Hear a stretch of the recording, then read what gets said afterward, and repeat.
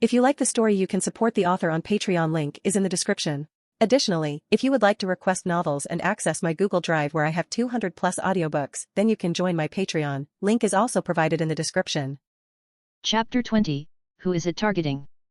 Pairs of dimly glowing eyes observed the village from the darkness. These uninvited guests seemed to be waiting for the moment when everyone had fallen asleep, making it easier for them to take action. However, Ash, who had been staying up late, felt that something was off. The atmosphere tonight was too abnormal. Without hesitation, he walked out of his room and bang, kicked open Frieren's door. The door, which had been in disrepair for a long time, or perhaps weakened by him previously, fell down with a single kick, sending dust scattering across the ground. What now? Frieren, who had been lying in bed, sat up suddenly, glaring at him fiercely. I tried my best tonight, didn't I? Why are you tearing my door down? This isn't the time to talk about that. No. If you don't explain clearly, I won't let this go. There's danger, likely an enemy attack. Enemy attack? At this hour? Here. Frieren had never heard such words in all her years in the village. She was suspicious for a moment, wondering if Ash had been on the battlefield for too long and was becoming overly nervous, just like those old soldiers who grew paranoid, always thinking danger was lurking around. In this world, there was no official term like post-traumatic stress disorder, just as there hadn't been in ancient times. But that didn't mean such a condition didn't exist, it simply hadn't been diagnosed yet. Frieren, who had read about similar situations in books, couldn't help but look at Ash with sympathy. Should I cast a sleep spell on you? You, forget it. Just come with me. Hey? Wait. Before Frieren had a chance to refuse, Ash gave up on explaining and grabbed her by the ankles, dragging her off the bed. Effortlessly lifting her upside down, he walked out of the room with her in tow. Ash had performed this maneuver at least 5 times in the past 2 years, so although it was the first time he'd carried her out of her room, Frieren looked almost indifferent, as if resigned to her fate. While still trying to maintain some dignity by covering her skirt, she cast an irritated glance at him from below. You're the legendary hooligan, right? I'm not interested in children. I'm an elder. I'm not interested in old ladies either. Old lady, this is the second time. Frieren hadn't cared much initially, but when she heard these words again, a subtle shift occurred in her expression, as if she mentally jotted down his remarks in a little notebook. Ash, however, was focused elsewhere, surveying the area. Be quiet. Listen carefully. Don't you sense something wrong? You're the most suspicious person in this village right now. Put me down already. Do you even know what time it is? Frieren, still hanging upside down, glanced around but saw nothing unusual. Frustrated, she kicked his wrist. Her kick forced him to let go, and her head hit the ground with a thud. She immediately yelped in pain. Ow! How dare you! I've already, MMF. Quiet. Before Frieren could finish her complaints, Ash thrust his hand over her mouth, silencing her instantly. She was so confused that she forgot the pain and just stared blankly, looking at the bastard in front of her who had his fingers in her mouth. But it was then, as neither of them made any sound, that she finally noticed something unusual. The surroundings were much quieter than normal. In the village, deep within the forest, the absence of insects or birds singing at night was extremely rare. Even Frieren, despite her usual carefree nature, found this silence unsettling. Though she had grown up in the peaceful and overly comfortable village far from any kind of conflict, she finally sensed that something was wrong. She quickly pulled his finger out of her mouth, scanning the area vigilantly. What's going on? I don't know. But it seems like there might be an enemy nearby, lying in wait. Are they here for you? Me? He looked genuinely surprised as he pointed to himself. Frieren gave him an expressionless stare. Aren't you a defected general? Well, yes, but if they're after me, they're about 500 years too early. 500 years too early for what? More importantly, do you have any idea what's going on? This is probably something related to your people, right? Not at all. Having stayed in the village without ever venturing out, Frieren couldn't think of any reason why someone would attack. After all, the village hadn't experienced any kind of attack for countless years. In fact, it could be said that elves, by their very nature, rarely offended anyone when they left their village, which explained how they had survived in peace for so long. The truth is, the elves' longevity could largely be attributed to their peaceful temperament and tendency to avoid meddling in the affairs of others, which is why. Are you sure it's not because of you? After giving it more thought, Frieren turned back to him, unwilling to let the matter go. Come on, admit it, what did you do? Did I do anything? You're the only one here who could cause trouble. The nation I defected from is far, far away from here, so there's no way it's them.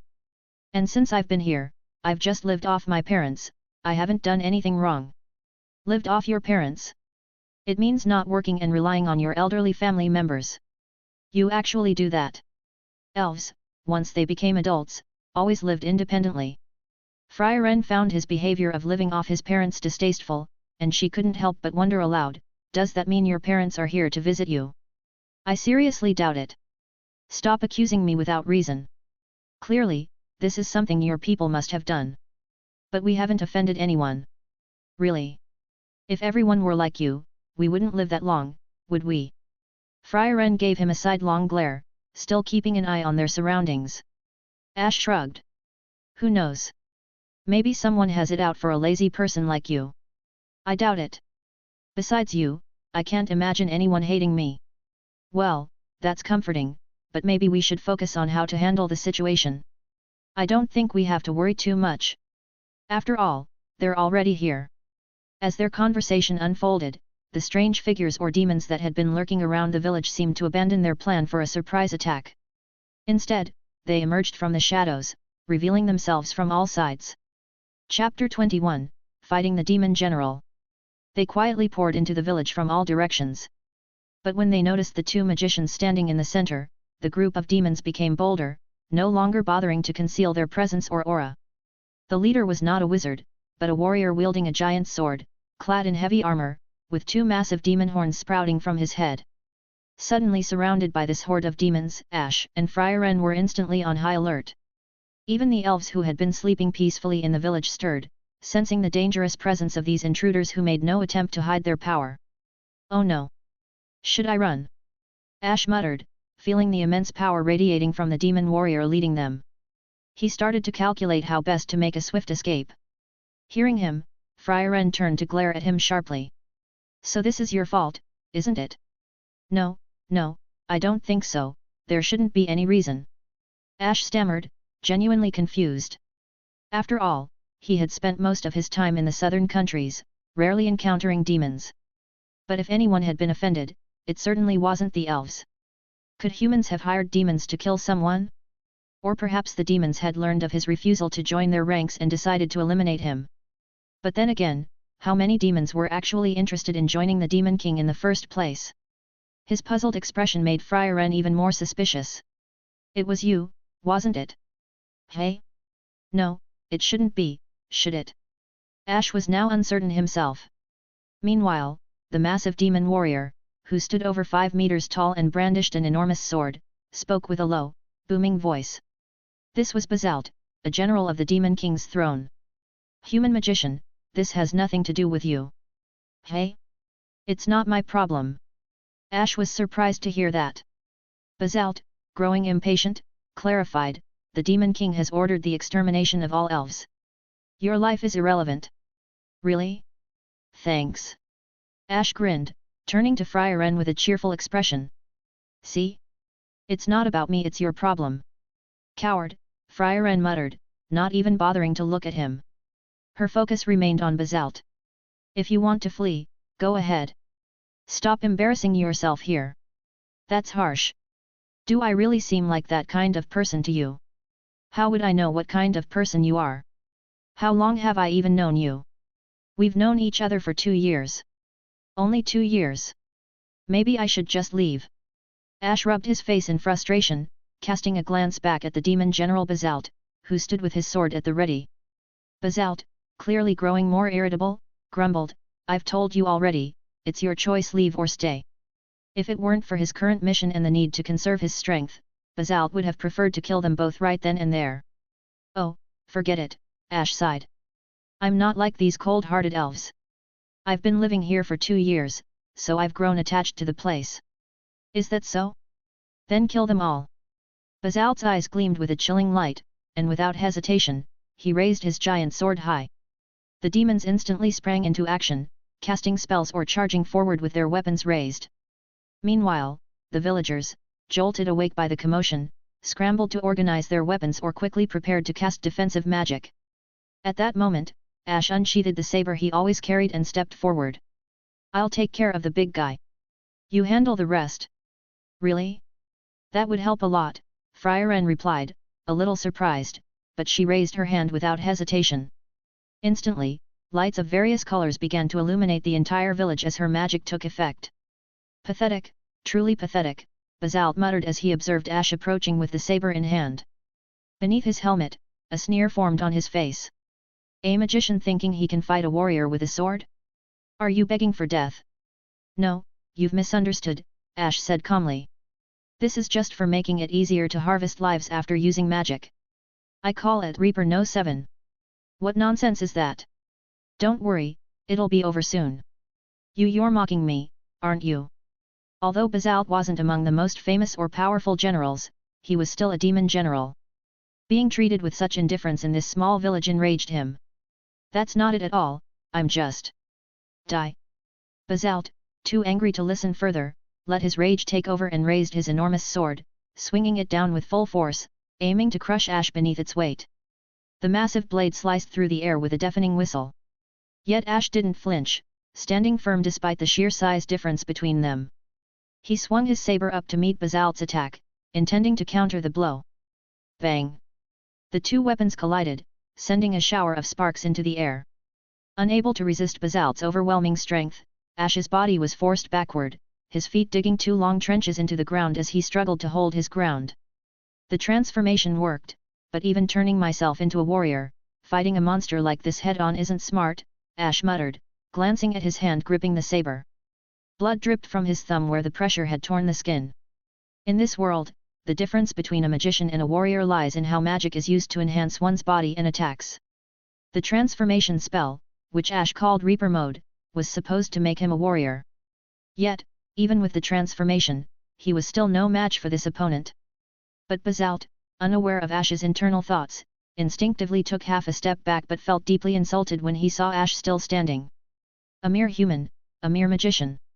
With a roar, Basalt swung his massive sword once more, creating a powerful wind as he aimed to cleave Ash in half. But this time, Ash didn't dodge or flinch. He suddenly stomped on the ground with force. The earth trembled violently, and purple lightning sparked around him, crackling with the force of gravity. The ground within a 6-meter radius around Ash began to fracture as if struck by an immense invisible force. Basalt's massive sword, entering the affected zone, was forced off course, missing Ash's head by mere millimeters. The blade only grazed his clothes before slamming into the ground like a thunderous cannon. Boom! The ground, already weakened by Basalt's immense weight and strength, finally crumbled, splitting apart from the force of the blow. Chapter 22. A massive sword, larger than anything a warrior might wield, crashed down, and under the influence of the strange gravity, the earth trembled and split apart. Although the dust was affected by the abnormal gravity, rising in an oddly erratic way, bits of rock still exploded outward, with some striking Ash, causing him to wince in pain. Millie, who had just rushed out of her room, witnessed this scene. She had initially been worried that Ash would be easily defeated, but what she saw now was utterly shocking. In the past, Ash had always been so serious and diligent about magic, to the point that even an elf like Millie couldn't help but admire his commitment. It was precisely this hard-working attitude that had brought him to this moment, allowing him to remain absolutely confident in his abilities and magic. Even in the face of death, where the slightest mistake could result in him being cut in half, Ash refused to retreat. Of course, that's how Millie perceived it. In truth, no one noticed the cold sweat trickling down Ash's face, nor that his body had stiffened. In reality, it wasn't that Ash didn't want to retreat. It was simply the first time he had used his Gravity Thunder spell, which he had painstakingly developed by merging his own research with the gravity magic of the mythological era. And in the heat of the moment, he had misjudged his step, driving his foot too deep into the gravity-compacted ground. As a result, he was stuck. The gravity had made the earth beneath him harder than concrete, and though his body hadn't crumbled under the pressure, he couldn't move. It was a testament to his strong physique that his legs hadn't snapped under the weight. Fortunately, when Ash leaned backward, his head narrowly avoided being split like a watermelon on a hot summer day. But before Ash could fully process his luck, Basalt, the towering demon before him, was equally stunned. Though Basalt had no idea why his sword had suddenly grown much heavier and harder to control, he knew this bizarre shift was somehow the work of the human standing before him. It doesn't matter whether you're a magician or a warrior. Today, you will die. Basalt growled, his eyes flashing with a mix of arrogance and cruelty. After another failed strike, Basalt, now fully enraged, decided to go all out. He slammed his foot into the ground and charged straight into the field of abnormal gravity. With a thunderous roar, like that of a massive tank, he swung his colossal sword in a wide diagonal arc, aiming to crush Ash like a tornado of death. Just as the blade approached, the gravity surrounding both Basalt and his sword vanished. The massive blade whistled through the air, missing Ash by inches as he ducked low and dashed underneath it. Without missing a beat, Ash shot beneath the sword and slashed at Basalt's legs. A thin trail of blood followed his swift strike, as he moved past the demon general. It was only a moment later that Basalt registered the sharp pain in his heel. His eyes widened as the sensation hit, but he quickly dismissed the wound as insignificant. However, the blood, now free from the previously altered gravity, gushed out like a burst dam, splattering around them. The heavy armor Basalt wore pressed down on the wound, amplifying the pain. Unable to withstand it, the powerful demon general dropped to his knees. Basalt was left speechless, unable to comprehend the sight before him. How could a mere magician, who should have been helpless in close combat, not only stand his ground but bring a demon general to his knees? The thought seemed absurd. How was such a feat even possible? Was there really a magician who could excel in both magic and physical combat? Before Basalt could make sense of it, Ash charged forward once more, sword in hand. This time, as he advanced, the gravity around them shifted again, fluctuating wildly. It was in this constant cycle of gravity shifts that Basalt realized something crucial. The transitions between Ash's magic and his physical movements weren't instantaneous. It took time for him to switch between the two states. As this realization dawned on him, Basalt narrowed his eyes, preparing to exploit this newfound weakness. The next moment, Basalt swung his giant sword, sweeping it across the ground with a thunderous bang, raising a thick cloud of sand and dust that completely obscured Ash from view. Through the swirling debris, the massive blade cut through the air, hurtling toward Ash. Basalt, feeling confident in his quick reaction, believed his opponent would retreat instead of pressing the attack. As the blade closed in, Ash instinctively raised his saber in a hasty backhand block. However, his rushed defense lacked the strength to match the brute force behind Basalt's powerful swing. With a resounding boom, Ash was sent flying, the force of the blow creating a fierce wind as he sailed through the air. He crashed into the wall of a nearby building, smashing through the already crumbling stone, disappearing from sight as he landed somewhere within. It seemed Ash had been defeated, but no one at the scene paid any attention to his condition, or perhaps they simply didn't have the luxury of doing so. The battlefield was filled with cries of battle, but in truth, the fight between the demons and the elves had become heavily one-sided. Apart from Frieren and Millie, the elves were struggling, and the air was filled with not only roars but also the screams of the dying. The elves had no spare strength to check on Ash, and Basalt was too preoccupied to care. With swift, determined steps, he charged toward the stone house, his sword raised high, and swung it down in front of the building. The already dilapidated stone house crumbled further, losing an entire wall as it collapsed under the force of the blow. As smoke and dust filled the air, obscuring his vision, Basalt continued to swing his sword wildly, slashing through the haze in an attempt to kill his hidden opponent. But before he could deliver another blow, the dust and debris in the air suddenly froze, suspended by an unseen force. The particles hovered momentarily before. Boom! A powerful shockwave sent the sand and gravel flying like shotgun pellets, catching Basalt off guard. The debris pelted his armor with a relentless crackle, though it didn't penetrate the thick plating. However, a small hole was punched into his mask. "You're just being clever." Basalt growled in pain, unable to open his eyes for a moment. Out of caution, he refrained from moving, instead waving his sword wildly in all directions, forcing Ash to keep his distance. But Ash had no intention of getting close. He hurled his saber into the sky, and purple lightning began crackling in his palm. Slamming his hand into the ground, he sent the lightning coursing forward like a serpent, racing toward Basalt. As the purple electricity surged across the ground, it left deep scorch marks and cracks in its wake, and in moments, it coiled around Basalt. Maximum gravity was applied at that instant. The earth groaned beneath the weight, and the ground within a 3-meter radius sank as if buckling under the immense pressure. Basalt, already weakened from his leg injuries, was unable to resist the concentrated gravity. He was forced to one knee, blood spurting from his feet. The moment his knee hit the ground, the immense weight of his body and armor, combined with the abnormal gravity, caused the ground beneath him to collapse further. The earth couldn't support him, and it gave way, sinking over a meter deep. Basalt now found himself in a dire situation. His body was battered, gravity continued to crush him, and his feet were trapped in the compacted earth. He struggled to stand, but his legs were firmly wedged in the ground. He could only fight to keep himself from falling completely. Chapter 23, Thank you, you bad guy. Faced with the dilemma of being unable to pull his feet out of the compacted soil, Ash felt frustrated, but Basalt, on the other hand, saw it as a tremendous humiliation. I will kill you. I will definitely kill you, human. Ah, wait a second. Dusting himself off, Ash glanced at the position of the sword and smiled, shaking his head. You might have misunderstood something. What? Actually, I'm a demon. What? With no one else around, Ash revealed the truth with a smile, which left Basalt stunned. He even suspected that Ash might be deceiving him. Before Basalt could respond, Ash raised his hand and pointed to the sky. Take a look. Hey! Instinctively, Basalt glanced upwards, spotting a silver object falling rapidly from the sky. The speed was terrifying, as if it had been flung high by the earlier repulsive force and was now plunging back down, pulled by gravity. But faced with this rapidly falling blade, Basalt found himself powerless to dodge.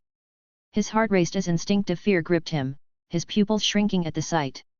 Before he could lower his head, the blade, with dazzling sparks, pierced through his head armor, stabbing directly into his forehead. Blood poured from the helmet, and his enormous body trembled momentarily before collapsing with a thunderous crash. Seeing this, Ash smiled in satisfaction. I thought if it didn't work, I'd have to drag this fight out a bit, but the result turned out better than expected. Had the blade pierced just a little less deeply, the two of them might have been locked in a stalemate. This success made Ash resolute he would definitely buy a giant sword in the future. As Basalt fell, his consciousness faded quickly, and unfortunately, even in his final moments, he still couldn't figure out whether Ash was a human or a demon. Ash, however, didn't spare him another glance. After making up his mind about acquiring a giant sword, he shifted his magic power and charged at the remaining demons, finishing them off swiftly. Even though they belonged to the same race, Ash felt no hesitation in killing them. Just like humans would kill each other, demons killing their own kind was equally common. This kind of conflict carried no psychological burden. And in this case, he was even more comfortable doing it, as he had some level of familiarity with the elves. After all, not every demon was loyal to the Demon King. Most who appeared to be were simply acting out of fear. Demons, at their core, were loyal only to themselves. Many of the great demons were powerful enough that they didn't concern themselves with the Demon King or even the survival of their race. The very structure of demon society meant they had a weak sense of racial loyalty. By the time the sounds of battle in the village had completely died down, the demon clan's night attack was finally over. But flames and smoke still rose from the village, casting a heavy shadow over the area. Since demons left no remains after death, the ground was now littered primarily with the corpses of fallen elves, their bodies strewn across the blood-soaked earth. The expressions of the surviving villagers were grim, but surprisingly, no one broke into tears. Some were even calmer than Ash had expected. I can't help but feel they're as cold as the demons. Are they just a peaceful version of demons? Ash, feeling a bit melancholic about the death of someone familiar, walked past the corpses. He glanced at Frieren, who was staring at her fallen companion's body with a blank expression, and couldn't help but sigh. Frieren looked up, clearly displeased. Are you ready to be punched for saying something like that right now? Don't get me wrong. I was just voicing a thought. I didn't expect you to hear me since I said it so quietly. Normally, I wouldn't say such things out loud. It's even worse to say it behind someone's back. Well, are you planning to hit me, the person who just helped you? If you can do that, then I truly admire you. Do whatever you want. Pathetic. I just helped you, didn't I? Thank you, pathetic one, but I'm not in the mood for a chat right now. Frieren lowered her tired eyes as she glanced at the bodies of her fallen companions. Her arm was still bleeding, but it was temporarily bandaged with gauze. Millie, who had performed some emergency first aid, approached and sighed. This village can't survive any longer. It's time to move on. What are you planning to do? Is that what you're thinking about right now? You're even colder than I am. Ash gave her a bewildered look. Millie just shrugged. I can't help it. Everyone here is so distant. The only one I'm even remotely familiar with is Frieren. I see. It felt as though these elves were, indeed, a peaceful version of demons. This time, however, Ash kept that thought to himself, sighing at their apparent indifference. He collected himself and, thinking of Serie, who also showed little concern for her own people, he stopped dwelling on it. Glancing at the corpses scattered around them, he suggested, anyway, before we move on, we should at least take care of these bodies, don't you think? That's all we can do for now. Frieren sighed softly, saying nothing more to him. Quietly, she and the other elves began to tend to the fallen. Before they could finish, however, an unfamiliar figure stepped into the ravaged village a late arrival. Coincidentally, it was someone Ash barely knew: Flamme, his senior sister. Chapter 24. Flamme noticed the signs of battle in the distance and the beam of light cutting through the air. She rushed over but arrived a moment too late. When she got to the scene, the battle had ended. To her surprise, many villagers were still alive. The demon general's armor and weapons lay abandoned on the ground, which indicated that the villagers had not only survived but also managed to defeat their enemies. In disbelief, she thought to herself, they actually won. What? Ash? She muttered as she spotted him. Oh, isn't this my dear senior sister? How have you been these days? Ash replied casually. No, this is only our second meeting, right? What's with that blank expression and strange greeting, dear? Flamme looked at Ash with bewilderment, wondering, is he mocking me? That's a misunderstanding. I just want to improve our relationship and break the ice. Setting that aside for now, were you the one who dealt with this guy? Flamme glanced at the remains of Basalt's armor, but Ash pointed at Frieren and said, not entirely, since this one over here helped out. This one? The strange introduction made Frieren, who was dragging a corpse, turn and shoot Ash an irritated look. Flamme, still confused, asked, what are you even doing here? Obviously, I came here to study. But I don't know how I got caught up in this mess. Ash sighed dramatically and shook his head. Before Flamme could respond, Ash changed the subject, asking, by the way, you should have returned by now, right? How is Serie doing? I mean, how's she feeling lately? She's feeling inexplicably good, probably because you're not around. That's such a shame. I'm doing my best to fulfill my role as her disciple. I heard the master has been looking after you instead. Is that what you call being a responsible disciple? You don't understand. With your short lifespan and my weaknesses, who knows when I'll die? I've got to make sure she can take care of herself when I'm not around, right? What you're saying makes sense, but aren't you just too lazy to do it yourself? Yes, that's exactly it. Ash nodded in agreement so earnestly that Frieren, who was standing nearby, didn't know what to say. Flamme, on the other hand, held her forehead in exasperation. She could already feel a headache coming on and couldn't help but feel a bit sorry for her master, who had raised such an oddball disciple. Still, she decided to let it go for the moment. He's as strange as our master, she thought, just in his own way. Flamme turned her attention to the group, particularly to Frieren, the strongest one among them. As she watched Frieren continue to drag the bodies, Flamme began speaking to her. The two appeared to be discussing something, but Ash wasn't quite sure what. Not that he cared. He simply dug a pit to bury the fallen elves, and then sat beside it, sipping the wine Millie had given him. So, what are you going to do next, Millie? He took a sip and glanced at the elf beside him. Are you going to just live a life of doing nothing? Is that even an option? Millie replied. Sure. I don't want to end up like you. You should be more careful. The demons are slaughtering elves. Why don't you try learning some magic? Well, I'll be more cautious next time. Millie, who was always lively yet somehow quirky for an elf, stood up with a smile and began walking toward Frieren. She waved goodbye to Ash without turning around and called out, I'm off. Hopefully, we'll get the chance to meet again sometime. Bye. Even though they said their goodbyes, they both knew that, without any sort of agreement, meeting again in such a vast world was unlikely, almost a luxury. Millie, without mentioning it further, smiled as she went to say her goodbyes to Frieren. After burying their fallen comrades, the other villagers also prepared to leave. But before that, Ash and Frieren departed first, accompanied by Flamme, who, for reasons unknown, had decided to take Frieren as her apprentice. Speaking of which, Frieren. Ash, now carrying Frieren on his back, suddenly looked back as if he had just remembered something. Hearing his unexpectedly excited tone, Frieren, who was lying on his back, became immediately suspicious. What is it? You've become Flamme's disciple, right? Doesn't that make you my nephew? In that case, shouldn't you call me Uncle Master? Are you forgetting that I also taught you magic? She countered, unimpressed. Well then, how about this, I'll call you my nephew, and you can just call me by my name. We can each mind our own business. Deal?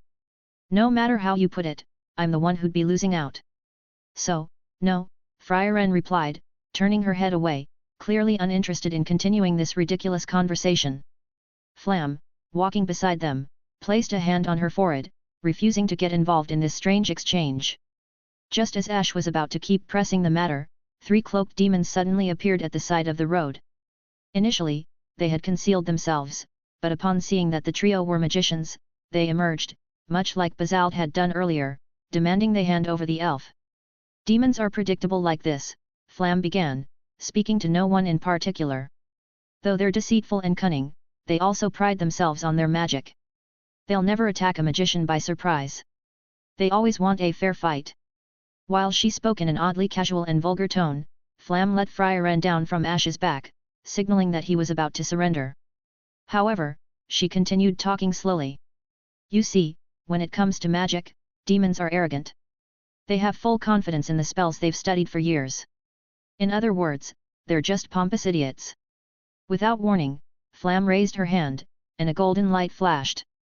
In the blink of an eye, the hillside nearby transformed into a massive crater over 20 meters wide from the explosion. After this display, Flamme turned back to Ash and Frieren, her expression calm and indifferent. They were skilled magicians, but even the most skilled can die from a simple mistake. Magicians live an extreme life. Our bodies are much weaker than those of warriors. If we're careless, even a child could kill us. Is that why you've been concealing your magic power? Ash asked, noting the intense aura now emanating from her. But how long have you been hiding it? Surely not all the time. Exactly. By making the enemy misjudge my power, I deceive them and take their life, disgracing the so-called noble art of magic. That's my most despicable tactic. You're a bit strange, Ash remarked, raising an eyebrow. You were just calling magic bullshit, but now you're calling it noble. At the end of her speech, Flamme lowered her eyes, a sorrowful expression on her face. It became clear to Ash that she was speaking more to herself than anyone else, certainly not to the now obliterated demons. I love magic, but I also hate it. Haha. Anyway, let's head back, Flamme said, changing the subject. We need to inform the master that we've accepted a new disciple. Ignoring Ash's perplexed expression, Flamme started walking ahead, not waiting for a response. Ash, feeling somewhat helpless, continued to carry Frieren on his back as he followed behind. The one thing they were grateful for, after being attacked repeatedly, was that they were heading in a different direction from Millie. Since the demons had come from elsewhere, they didn't need to worry about the safety of the villagers or Millie for the time being. Chapter 25. At the first light of dawn, the sky was turning a soft, pale blue, with a delicate mist lingering over the winding river. 3 figures walked slowly through the haze. Although Flamme had mentioned they were going to report to her master, she didn't seem to be in any particular hurry. They took their time along the way, more like tourists than people on a mission. At times, they would pause in a flower-filled meadow to enjoy the tranquility, or climb onto large rocks to take in the scenic views of green waters and lush mountains. Sunlight filtered through the treetops, casting dappled shadows across their path. Their journey felt more like a casual outing than a serious quest. Despite this relaxed pace, Flamme still taught Frieren as they traveled. Ash, always eager to learn, joined in, though this caused Flamme a bit of a headache. She seemed to have some unspoken concerns, but in the end, she brushed them aside and continued teaching them both. It took the trio nearly half a year to cross the border into the neighboring country, their slow progress due to the leisurely nature of their journey. They rarely covered more than a few steps each day. When they finally neared the ruins where Serie lived, they stopped at the expansive flower fields beside the ruins, intending to rest there for the night. The ruins were likely still in disrepair, so camping outside seemed like the best option. The flower field stretched as far as the eye could see, like a carefully arranged tapestry spread out beneath the sky. The sunlight peeked through the clouds, casting a golden glow over the blossoms, creating a scene reminiscent of a fairy tale. Yet, despite the beauty of the sight, Frieren showed no interest, stepping directly on the flowers as she walked. "Come to think of it, why is there such a large flower field here?" Ash asked, picking a small bunch of flowers and glancing at Flamme curiously. "This." Flamme smiled as she looked at the sea of blooms. "This is a gift I created for my master." "Serie? Really? Is she that into flowers?" "No, not really. Master doesn't seem to like them much." "Then what's the point?" Ash asked, puzzled. "I like them," Flamme replied simply. "Doesn't seem like something that suits you." "I know," she said, looking wistfully over the flowers. "But this was the first magic my parents taught me when I was little. It's the reason I fell in love with magic in the first place. This sea of flowers is big enough that, even when I'm no longer around, it will still be here to keep my master company. That's how I see it."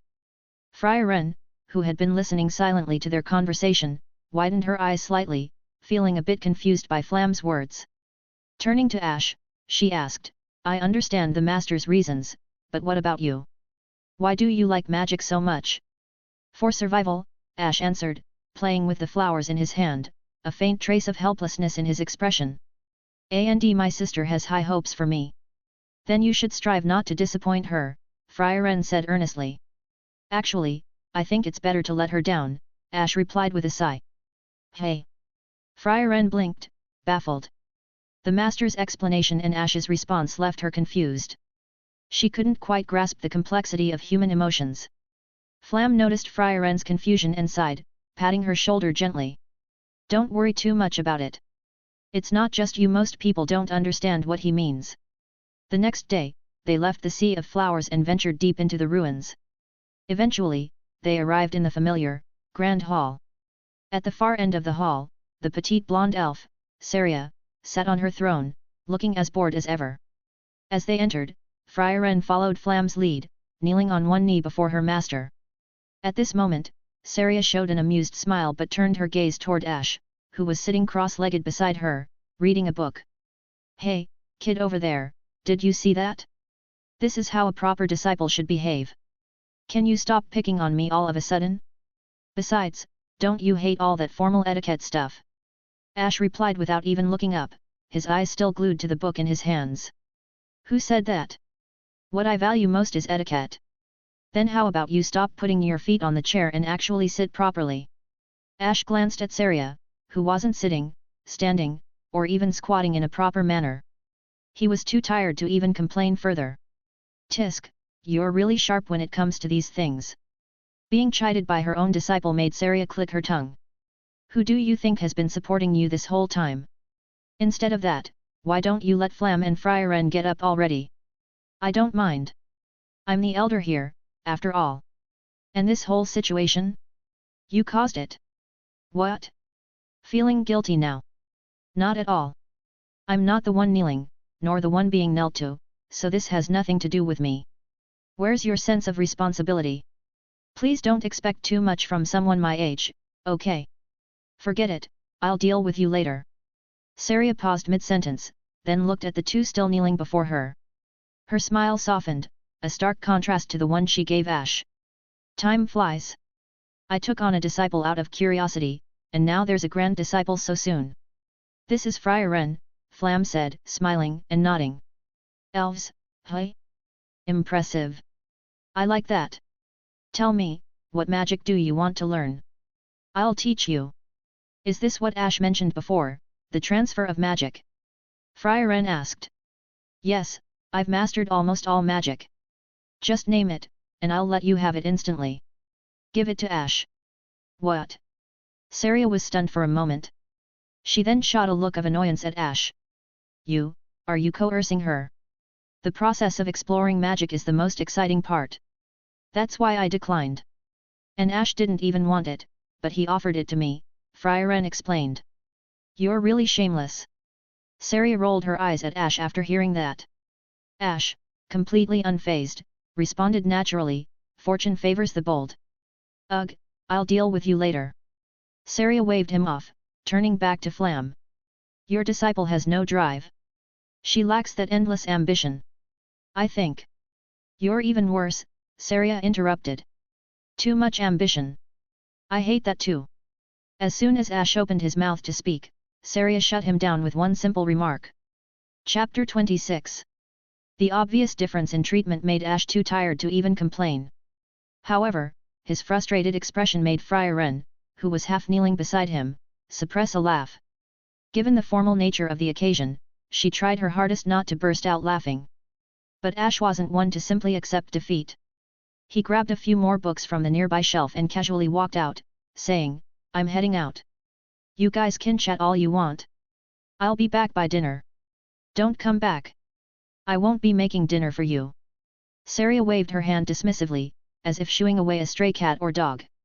It was clear she wasn't too keen on him returning for the meal. Seeing this, Flamme couldn't help but chuckle. Master seems to like this new disciple quite a bit. Like him? What are you talking about? Are you blind already? You're not even 40 yet, Serie shot back, rolling her eyes. No, it just feels like, there's something similar about him. That's your blindness speaking, Serie responded, not wanting to entertain her disciple's odd behavior. She glanced toward the door, muttering to herself, is it really that kid's fault? Although she said that, it was probably too late to go after him now. She sighed and decided to discipline him properly once he returned. He always caused trouble, and, much like her, he didn't care much for following rules. But of course, she didn't care. After all, she was the elder and didn't need to follow or understand any rules, but the younger generation couldn't behave like that, right?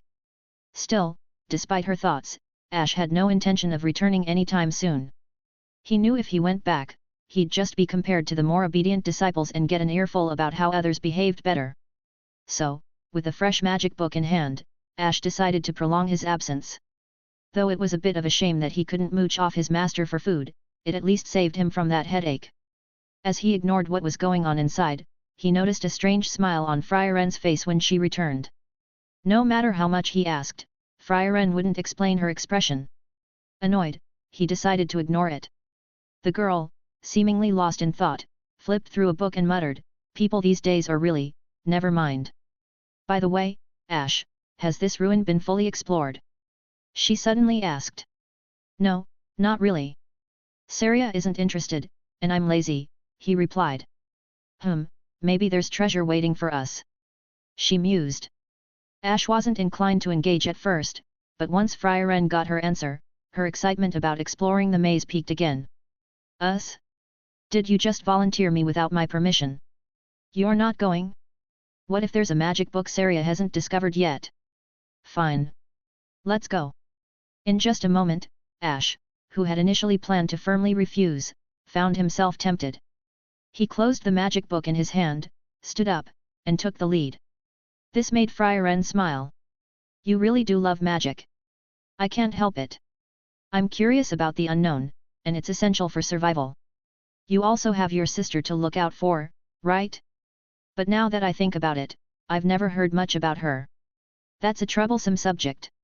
Let's not talk about it. Really? Well, let's move on then. If it had been anyone else, they would have pressed further, but Frieren didn't. She quickly caught up with Ash and started walking toward the depths of the ruins. Her restraint surprised him. The two of them worked together, easily clearing the underground ruins. Of course, there wasn't any real danger. The more powerful threats had long been dealt with by Serie. Soon, an ancient treasure chest appeared in front of them, but... What are you doing just squatting there? I already used magic to check it out. It's just a treasure chest monster. Ash glanced at Frieren, who was squatting in front of the chest, seemingly unwilling to move.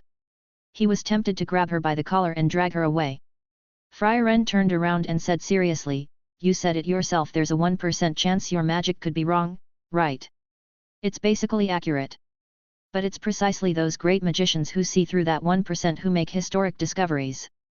You're saying you're one of those great magicians. I can feel it.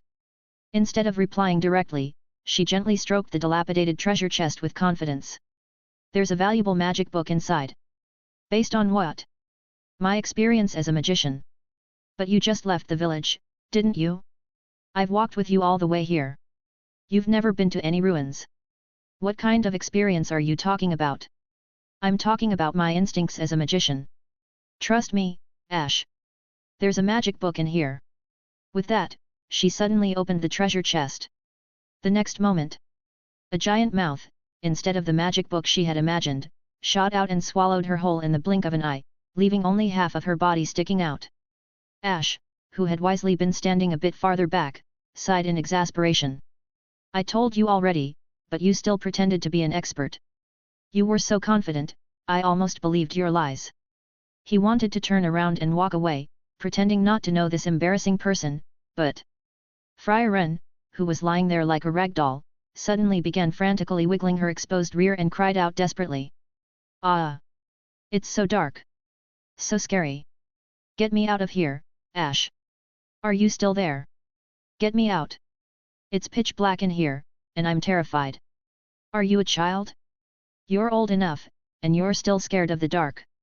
Looking at her butt, which was surprisingly plump compared to her petite frame and wiggling uncontrollably, Ash couldn't resist giving it a light slap. Ouch! Who just hit me? This is terrifying. I can't see anything. Ash, was that you? There was a monster earlier. When I killed it, its tail accidentally hit you. Really? Why does it feel like? Doesn't matter if you believe me or not. I'm leaving now. I believe you. Get me out. It's so scary in here. Trapped inside the treasure chest, Frieren had no choice but to tearfully plead with Ash for help. Chapter 27. Although Frieren was reluctant, she knew that if she didn't want to use magic to attack the treasure chest monster, she had to temporarily compromise with Ash. The reason she avoided using magic was that, in such a confined space, the spell could easily backfire and cause more trouble, so she preferred not to resort to it unless absolutely necessary. The sight of Frieren, scared of the dark and wiggling her hips in panic, was so amusing to Ash that he was tempted to give her a few more smacks. However, knowing that dealing with the aftermath would be more trouble than it was worth, he decided against it since he hated unnecessary hassle. Instead, Ash reached out, grabbed her legs from behind, and began pulling her out like trying to uproot a stubborn carrot attempting to extract Frieren from the treasure chest monster's gaping mouth. After a few hard pulls, Fulilian screamed in pain, "Wait, wait! It hurts! It really hurts! I'm going to break in half!" Well, that's on you. Even if you wanted to take a risk, shouldn't you have cut it open with a knife first to check? Ancient magic books are fragile. Even a tiny scratch could ruin them. What if cutting it damages the treasure inside? You're still arguing? Do you even understand the situation you're in? Whatever. Just get me out. It's terrifying in here.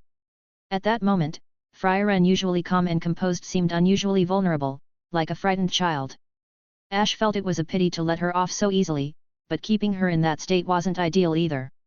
Since her attitude had softened, there was no need to continue teasing her. With a sigh, Ash got serious. He moved to the front, grabbed the treasure chest monster's gaping mouth with both hands, closed his eyes, took a deep breath, and pulled with all his might. A loud, fabric-like rip echoed as the monster's mouth was forcibly pried open. Frieren, who had been partially swallowed, was jerked free. Her legs were still stuck but quickly flew out of the monster's maw. After briefly floating in the air, she crashed onto the ground with a thud, leaving her momentarily speechless from the pain. The sight of the treasure chest monster, now defeated and dripping with saliva, made Ash cringe in disgust, prompting him to keep his distance. Ugh, it's so gross, and it hurts, this is unbearable, Frieren groaned as she lay on the ground, her face full of misery while she tried to fix her disheveled hair. As she did, she glanced at Ash with tear-filled eyes, clearly upset by his indifference. What? Aren't you going to thank me for all the trouble I went through? Wasn't it you who hit me earlier? Nope, Ash responded curtly, avoiding her gaze. Faced with Frieren's resentful pout and teary eyes, Ash silently turned his head away, pretending not to hear her, with no intention of admitting anything. Seeing this, Frieren narrowed her eyes suspiciously. No. It was definitely you. Stop imagining things. Didn't I just save you? And, what did you call me earlier? Recalling how Ash had stood by, almost enjoying her distress while she was nearly swallowed whole, Frieren sat up abruptly and fixed him with an intense stare. Did I say something? Ash asked, feigning ignorance. We are already quite old. What's wrong with that? You called me old again. Frieren turned her head to glare at him. 3 times is the limit. There won't be a next time, no. This time is the 3rd time. What? What 3rd time? You called me an old woman twice before. Did I? Yes. Frieren nodded vigorously, certain of her claim. This left him speechless. What are you counting such an insignificant matter for? Are you really that vindictive? Wait a moment, I'll show you how powerful I am. What do you want to do? Seeing the girl who seemed to be plotting something, Ash instinctively tensed, ready to run at the slightest change in her demeanor. The next moment. Woo. Woo. What? What's happening? Noticing she had completed her plan, Ash had already taken 2 steps back. The loud wailing behind him made him freeze in shock, and he turned back blankly. The girl who had just vowed to teach him a lesson was now curled up in a corner, hugging her knees and crying loudly. He was so baffled that he stopped running and stared at Flamme, who had appeared beside him, looking equally astonished. What is she doing? I don't know. You guys are more familiar with each other, right? What's going on? You're asking me? Who should I ask? You're the master. Why don't you just coax her? I don't care if you make her cry. It was clear that Flamme didn't want to get involved, so she left on her own after saying this. This left Ash standing there, unsure whether to leave or stay. He held his forehead with one hand, pondering for a long time. Finally, he couldn't help but flick her long ear. Frieren, I was wrong. I won't say you're old in the future, okay? Even though he had been forced to surrender, Frieren simply shook his hand off and cried even louder. This made him give up on the idea of leaving the area first. However, he hadn't anticipated that she would follow him, even while crying. He was compelled to ignore this strange girl by burying himself in a book. And so, this process dragged on for 3 days and 3 nights. Even though her tears had dried up, she showed no intention of stopping. You need to think of a solution quickly. This is all your fault, right? The non-stop crying had driven Flamme to cover her ears in pain. Even Serie, who had lived deep within the ruins and hadn't come out for ages, was annoyed by the constant noise. She emerged for the first time, glared at him, and issued an ultimatum: if you don't fix this, I'll throw her out with you. I didn't cry, why are you blaming me? This is all your fault. But forget it. He still wanted to explain himself, but in the end, he simply carried Frieren on his shoulders and left quickly, hoping to avoid being kicked out because of her. There was no way around it. Besides himself, there were only 3 other people in this ruin. One of them had been made to cry by him, and the other 2 were still blaming him. If he didn't deal with this girl who was crying so miserably for no reason, it would be difficult for him to return. He stepped outside the ruins and finally got to see the sky. As soon as he set the girl down on the grass, Frieren stopped crying. She crossed her arms, raised her head, and revealed a smug smile that was completely different from her usual expressionless demeanor. Humph, how's it going? Do you know how powerful I am? What is wrong with this girl? Can I beat her up? Can I? Of course I can. Watching her mood shift so rapidly from sadness to joy left Ash so confused that his eyes twitched slightly, and his fists clenched unconsciously. Chapter 28. Ash could barely suppress the urge to hit someone, but Frieren, sharp as always, noticed his clenched fist right away. But instead of being afraid, she wiped the smile off her face and warned him, her tone serious, "What's wrong? Are you planning to hit me, Ash?" "What? You really think I wouldn't? If you hit me now, I'll cry for another 3 days." Her tone wasn't threatening or oppressive, just matter of fact, with her head tilted slightly. But the mere thought of being tortured by 3 more days of crying made Ash's raised hand freeze in midair. Slowly, he lowered it. Instead, he placed his hand on Frieren's head and ruffled her hair roughly, forcing a twisted smile.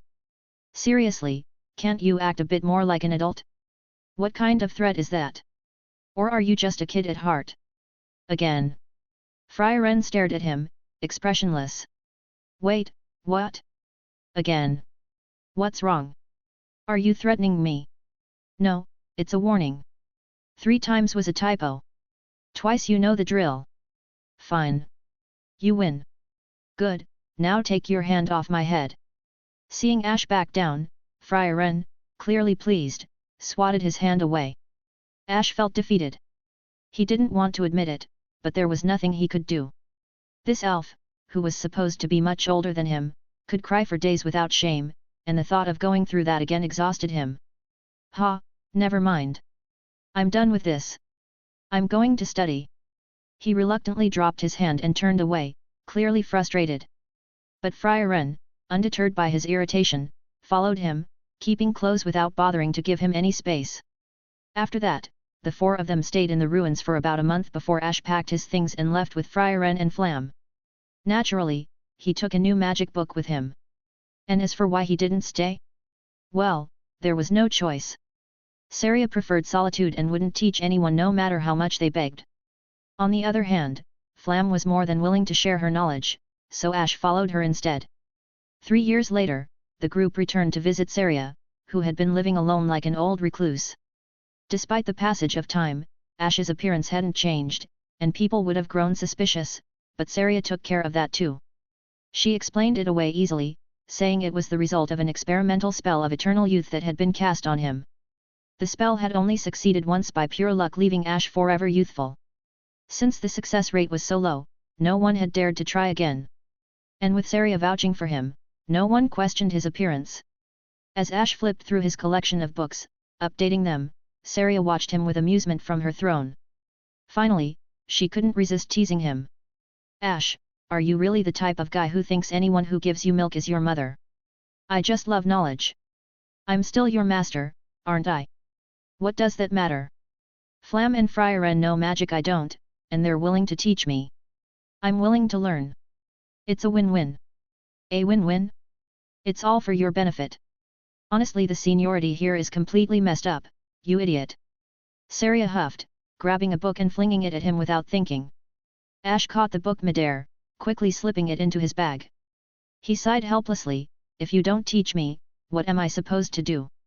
I didn't say I wouldn't teach you. I just taught you last time. Can't you wait a little? A little? 50 years. 30 years, maybe. Before that, I want to be alone for a while. Then I might as well look for Flamme. It's only 30 years, can't you wait?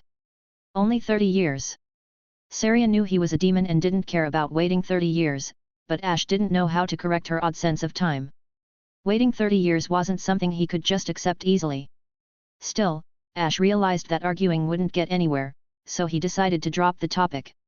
Frieren, standing nearby, said with a serious tone, Ash, you should learn to take things slower. Don't always rush around like master. You act like time is running out, even when nothing's urgent. That's why humans don't live long. I've already told you, these are 2 completely different things. He really didn't want to continue this conversation, but he couldn't help glaring at Frieren. At that moment, Flamme smiled bitterly and added, Frieren, master, you're both elves, so your perspective is different from ours. But it's not that humans move too quickly and shorten their lifespans. It's that our time is limited. We're closer to death than you are, so we can't afford to wait. We have to act faster. I get it, believe me. The only one who doesn't understand here is Frieren, right? Serie, who had lived through countless eras from the mythological age to now, shook her head while glancing at Frieren. She knew that having lived in a secluded elven village, Frieren wasn't accustomed to dealing with humans or their urgency. Frieren said nothing, not because she agreed, but because she was too lazy to argue. Just like all elves, her understanding of time was vastly different from humans. They could tell humans to wait a little, yet that wait could last decades. Even knowing that the person was a human, elves found it difficult to adjust their views. And from the human side, it was just as hard to understand why the elves took such a leisurely approach. It was simply their nature to never rush, even when it concerned others. After this conversation, which led nowhere, Ash still remained diligent in learning from Flamme and Frieren. Despite Serie's accusations of confusing generations, he even followed them out of the ruins under her speechless gaze. But as Ash was leaving, Serie called out from a distance, offering some final advice, "Ash, I don't care what you do, but don't pick up bad habits from those two. They waste so much time learning useless tricks, like controlling aura to hide their strength from demons. That's impractical. If they'd spent all that time training in other skills, Flamme wouldn't need to sneak around hiding here. Focusing on such techniques is inefficient. Don't disappoint me, either. I got it, no need to worry." Ash waved a hand dismissively, not bothering to turn around. That was enough to signal his agreement. While Ash might have brushed Serie off on other occasions, this time, he found himself leaning more toward her viewpoint. He didn't plan to waste much time mastering aura control. He would practice it just enough to get by in ordinary circumstances. Beyond that, it wasn't worth it. Because, rather than focusing on sneak attacks, Ash preferred the idea of using his time to grow stronger and then overpower his enemies head-on. Chapter 29. Compared to Ash's pursuit of the unknown, Flamme had no interest in exploring the ruins and was equally indifferent to treasure hunting. In her opinion, the knowledge she gained from Serie far surpassed anything the ruins could offer in a lifetime. Instead of wasting time exploring, she focused on realizing her dream to teach magic to all of humanity. In fact, Flamme had resolved that if she couldn't achieve this goal, she wouldn't return to see her mentor, using this promise as a motivator. This was because, compared to the world 500 years after Ash was born, humanity now regarded magic as a technology of demons, with public research into it considered taboo. Before returning to Serie, Flamme had already persuaded the Emperor of the Empire, which ruled most of the continent, to establish education for court magicians. While she took on this monumental task, Ash and Frieren did not participate, instead staying in the imperial capital as guests and sightseeing. Occasionally, Ash would sit in on lessons to consolidate his foundational knowledge. Time passed quickly, with several uneventful years slipping by. Even in the imperial capital, there were no dramatic power struggles at the palace, likely because Flamme handled them behind the scenes. Her status in the empire was incredibly high. Even when Ash, lost and trying to find his way, accidentally climbed over a wall and wandered into the emperor's harem, there were no serious consequences. He was simply forbidden from climbing palace walls again and was required to memorize the palace map. Other than that incident, Ash and Frieren spent much of their time sparring against one another, and Ash frequently ventured outside the city, searching for suitable opponents for real combat. On a normal morning, Ash casually pried open Frieren's door. "It's morning already. We agreed to go monster hunting together. Frieren, wake up." Without mercy, Ash yanked the blanket off her, intent on getting her to fulfill her promise to go hunting outside the city. However, Frieren expertly turned over, her back now facing him. Without even opening her eyes, she pulled out a fresh blanket from beside her bed and draped it over herself. Not only was she in no mood to get up, but she also raised a hand weakly, waving it in protest. "I said, in the afternoon, please, let me sleep another 5 days, 5 days is all I need. Is that so?" "But, Frieren," Ash sat down on the edge of her bed, pulling the blanket off her again as he gently tried to reason with her. "The imperial city is huge, and the monster territory is far away. If we leave at noon, we'll only be back by midnight. It's better to head out now, don't you think?" "No. You should just kill me. You're so lazy." Watching her pull yet another blanket from the closet and cover herself without even opening her eyes, Ash couldn't help but feel he might have inadvertently enabled some strange new skill of hers. Seeing how reluctant Frieren was, Ash hesitated for a moment and gave up the idea of carrying her away. He shook his head helplessly and turned to leave. Forget it, I'll go by myself. When you wake up, remember to tell Flamme that I'm leaving." "Ah. I see. Thank you. Be careful on the road. See you tonight." Until the very end, Frieren did not open her eyes. She just muttered weakly, vague words like sleep talk, then she tightened the quilt around herself and fell asleep again, very content. Ash helped her close the door, and then prepared to leave alone with some regret, but less than 2 minutes after leaving Frieren's room, he suddenly sensed something unusual in the corridor. It was as if the whole world was rejecting him, and even the space around him began to distort inexplicably. "Are you trying to throw me out of this time and space?" I thought there was no time limit for traveling through time and space, but, is it the origin of the world, or an anti-travel restriction left by the goddess?